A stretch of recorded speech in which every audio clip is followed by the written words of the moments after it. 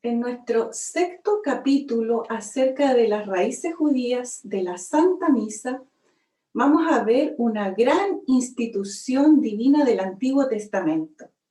Se trata de el Shabbat, el sábado. El Shabbat nos va a conducir a una comprensión profunda del domingo, el día del Señor para todo cristiano. El Shabbat ha sido considerado desde los tiempos apostólicos como figura del domingo, el día en que Jesucristo resucita de entre los muertos, venciendo las ataduras del pecado y conduciéndonos a una vida nueva, renacidos en el Espíritu Santo.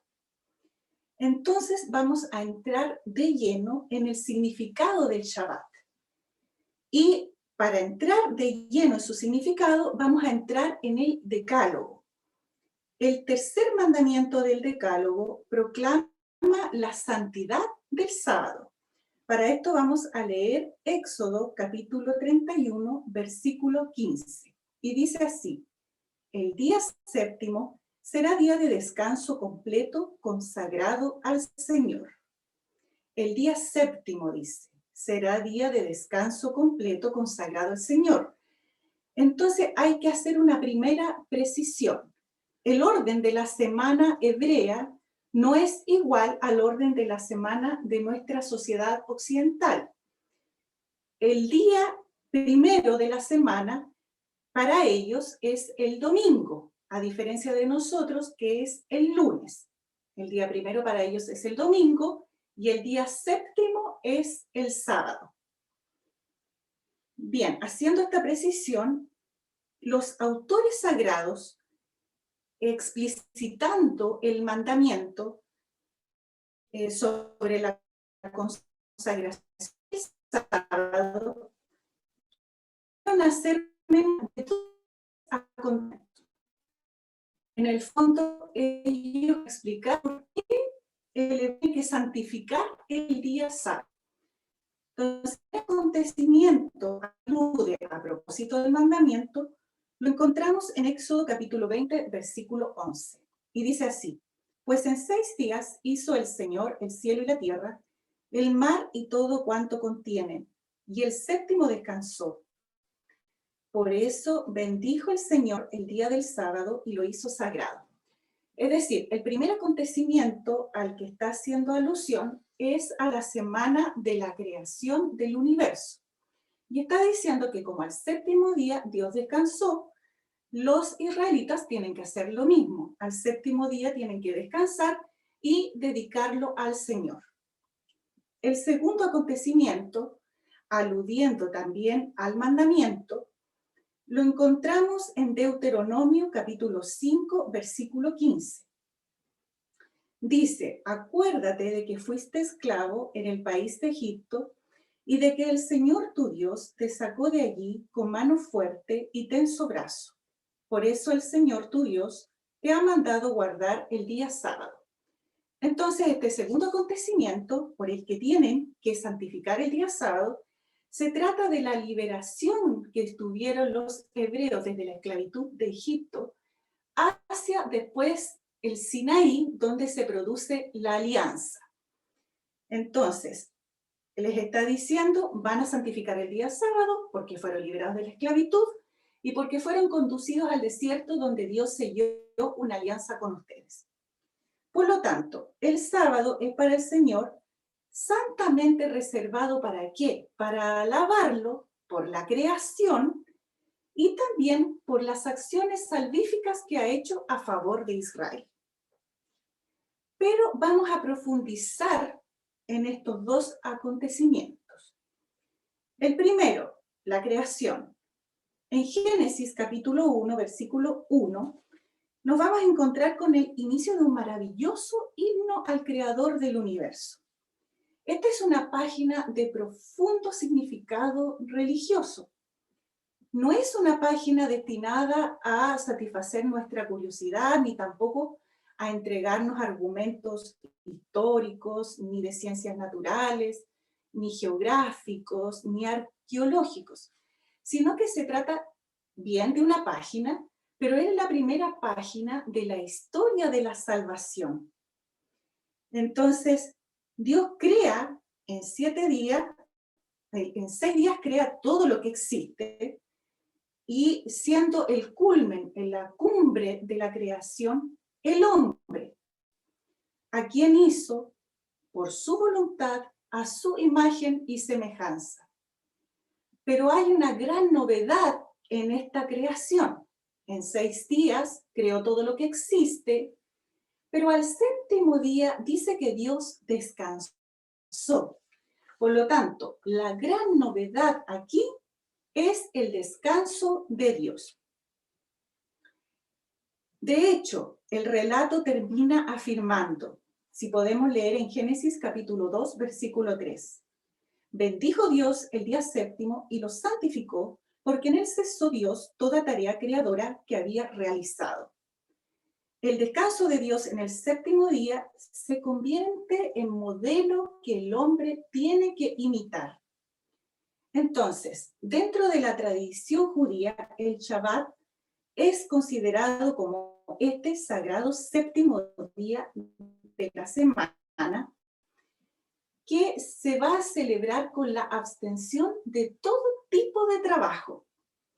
Pero esto no es descansar por descansar y hacer cualquier cosa, sino que la finalidad que tiene esto para el hebreo es que van a dejar de pensar en sus propios intereses personales, en sus propias cosas que habían tenido que hacer durante la semana, y van a volcar completamente su vida hacia el Señor. Van a volcar todo su ser hacia el Señor. Entonces, la idea es que toda su concentración, su mente, su cuerpo, estén volcados hacia el Señor. Y ese era el sentido de por qué el 7º día tenían que hacer lo mismo que hacía Dios, descansar con Él.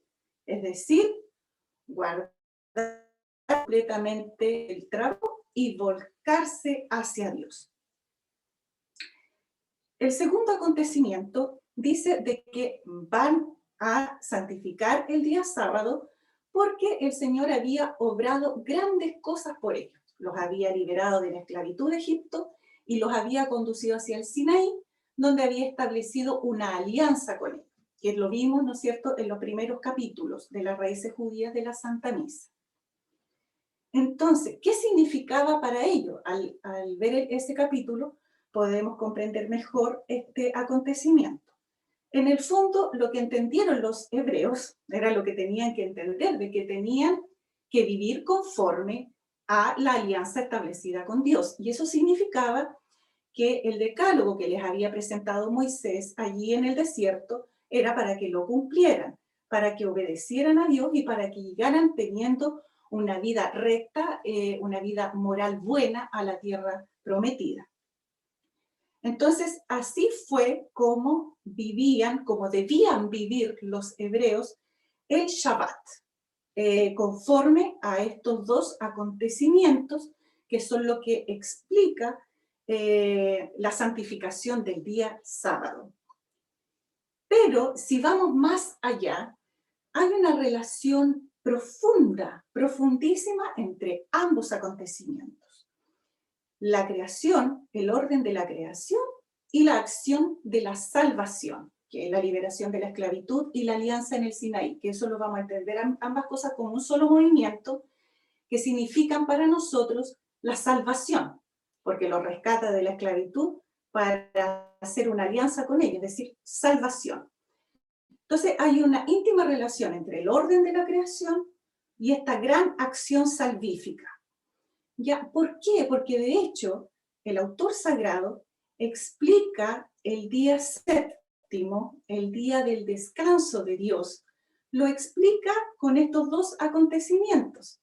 Pone, ¿no es cierto?, la santificación del sábado como el día 7º, el día del descanso de Dios, para cesar en las obras humanas, en el trabajo, y pone ahí mismo la celebración de la salvación. O sea, pone ahí mismo en el día de la santificación del sábado, el descanso de Dios, el día 7º, y pone ahí mismo la salvación. En el fondo, lo que el autor sagrado nos está diciendo, lo que le ha querido transmitir a la humanidad, es de que la creación tiende hacia la salvación, que toda la creación, que todo el cosmos tiende y ha sido creado con en la cumbre el hombre, todo ha sido creado para Dios, para la comunión íntima con Dios. Toda la creación, el cosmos, a través de la historia, tiene que caminar hacia la alianza, hacia el día séptimo, hacia la unión con la vida íntima de Dios, la participación en su vida. Ese es el sentido, esa es la vocación del cosmos, es la vocación de la humanidad. Ahora, ¿cuál es el alma de la alianza a la que debe tender toda la creación? El alma de la alianza es el culto. Sabemos que los hebreos, como vimos también en los primeros capítulos, el culto lo celebraban con el sacrificio de animales. Y el sentido de esos sacrificios era que se realizara la alianza, que se realizara la comunión del hombre con Dios. Entonces, el alma de esa alianza, el alma del séptimo día, a lo que tiende toda la creación, es el culto. Sin embargo, nosotros sabemos que esos sacrificios de animales eran solamente figura de lo que iba a venir después, porque no podían realizar la alianza, no podían efectuar la comunión del hombre con Dios. Entonces, ahora, antes de seguir, vamos a ver las prescripciones que tenía el Shabbat. Entonces, por ser el sábado un día de descanso consagrado a Yahvé, todo tipo de trabajo estaba prohibido. Entonces, podemos leer varios textos, son muchos los trabajos que están descritos en la Sagrada Escritura, pero nosotros vamos a mencionar solamente algunos y los invito a que lo revisen en sus Biblias. Por ejemplo, tenemos cocinar, está prohibido, y eso lo podemos ver en Éxodo capítulo 16, versículo 23. Recoger el maná, Éxodo 16, versículo 26. Sembrar y cegar, Éxodo 34, versículo 21. Encender fuego para cocinar, Éxodo 35, versículo 3. Buscar leña, en Números capítulo 15, versículo 32. Llevar cargas en Jeremías capítulo 17, 21 al 22. También estaba prohibido pisar las uvas, acarrear haces de trigo, poner cargas en los animales y comerciar. Eso lo podemos encontrar en Nehemías capítulo 13, versículo 15. Ahora bien, la violación intencionada del sábado era castigada con la muerte. Eso lo podemos leer en Éxodo capítulo 31, versículos 14 al 15, y en Números capítulo 15, versículos 32 al 36. Pero además de la abstención de trabajar, que ya vimos el sentido que tenía, se duplicaban los sacrificios diarios. De hecho, en la mañana se ofrecían 2 corderos sin tacha de 1 año y otros 2 por la tarde, con el doble de la cantidad normal de harina amasada con aceite y del vino de libación. Estos textos también son sumamente interesantes leerlos.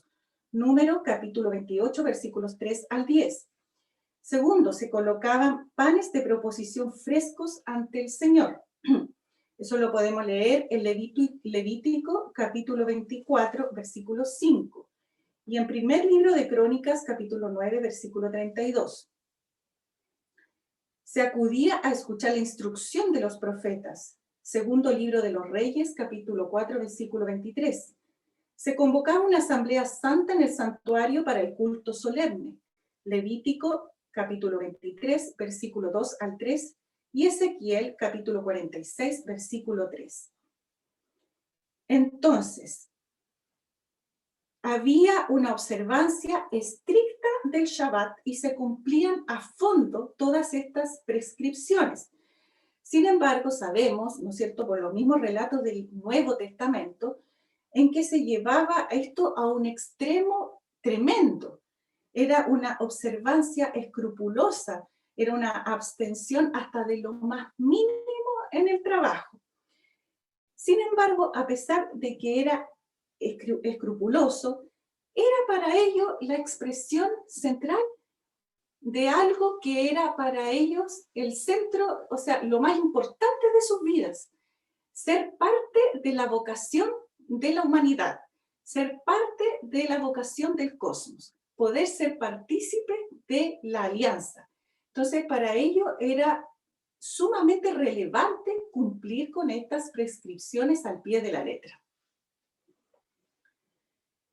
Además, podemos decir que el Shabbat como precepto se basa en la profundidad del designio de Dios.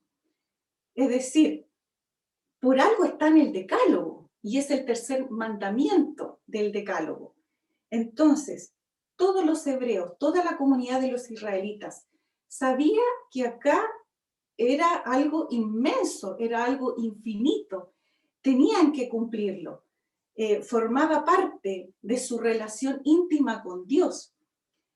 Y esto está explicitado en el mandamiento del Decálogo con una formulación característica que dice: recuerda el día del sábado para santificarlo. Es decir, no se trata de hacer cosas, sino de que acá hay un elemento sumamente importante: hacer memoria de la creación y de las acciones salvíficas de Dios. ¿Y qué es lo que tenían que hacer? Tenían que acudir a la asamblea a alabar a Dios, a hacer memoria de estos dos grandes acontecimientos que se celebran en el Shabbat y alabar a Dios por estos acontecimientos. No es hacer cosas, sino alabar a Dios. Hacer memoria, alabar. Entonces, en la medida en que ellos hacían memoria, en la medida en que asistían a la asamblea, sabían que su vida iba a ser fecunda, sabían que iban a participar de la vida íntima de Dios, sabían que iban a cumplir con su vocación y que iban a tener una semana fructífera, una semana para Dios, una semana entera que iban a vivir en comunión con Dios. Bien, entonces, ahora vamos a entrar en el Nuevo Testamento, en Jesucristo como el verdadero Señor del sábado. Entonces, la comunidad apostólica comprendió de que el Shabbat no era más que figura de el domingo, el día en que Jesucristo resucita de entre los muertos, como lo dijimos en la introducción. ¿Por qué? Porque el día domingo, el día en que Jesucristo resucita de entre los muertos, realmente se realiza el sentido del Shabbat. Es decir, el sentido del Shabbat, en definitiva, era la alianza, que se produzca la comunión entre el cosmos, la creación, el hombre con Dios. Y eso solamente se podía realizar en Jesucristo, mediante el misterio de la pasión, de la muerte y de la resurrección. Entonces, la alianza se produce en Jesucristo, por lo tanto, Él es el sábado, Él es el Señor del sábado. Pero recordemos de que se celebraba, ¿no es cierto?, la creación. Entonces, en Jesucristo, ¿qué ocurre? Por el Espíritu Santo, enviado después del misterio pascual, nacemos a una nueva vida, es una nueva creación. Entonces, esta es la creación de los hijos de Dios, que van a poder disponerse a la gracia, disponerse a la comunión, a responder a Dios. Pero además, el éxodo solamente se cumple en él. La acción salvífica por excelencia, que es la liberación de la esclavitud de Egipto, y la alianza, solo se cumplen en él. Él es el que nos libra de las ataduras del pecado y de la muerte y nos conduce a la auténtica vida, a la vida íntima de Dios.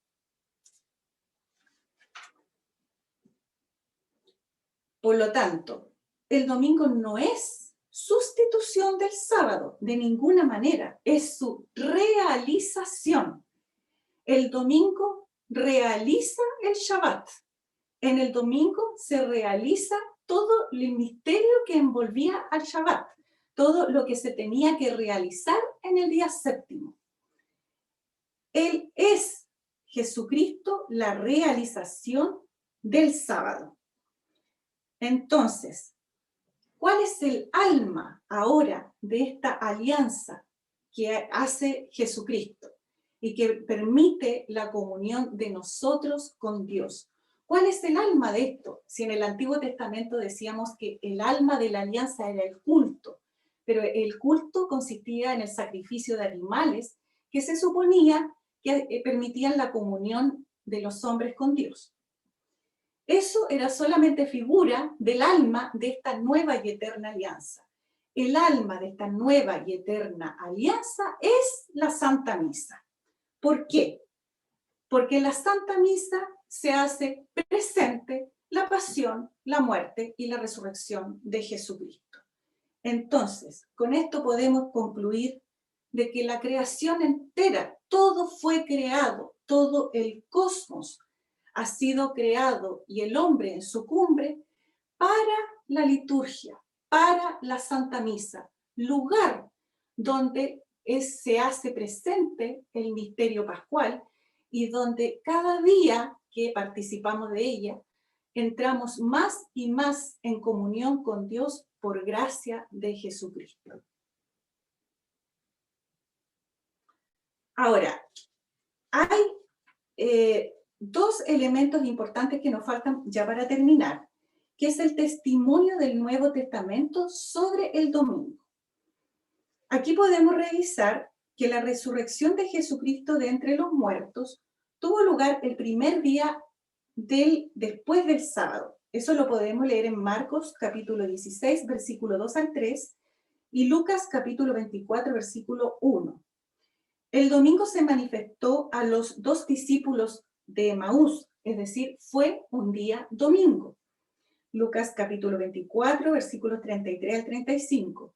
Y se apareció en día domingo a los 11 apóstoles reunidos. También fue en día domingo que se apareció a Tomás, mostrándole las señales de la pasión. Juan capítulo 20, versículo 26.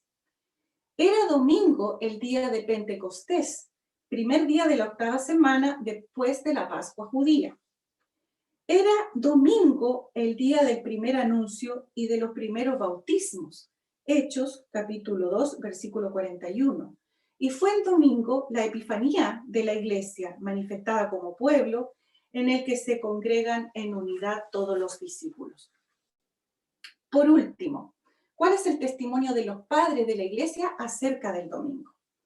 Tenemos el tratado del siglo III, la didascalia de los apóstoles. Dice, dejad todo en el día del Señor y corred con diligencia vuestras asambleas, porque es vuestra alabanza a Dios.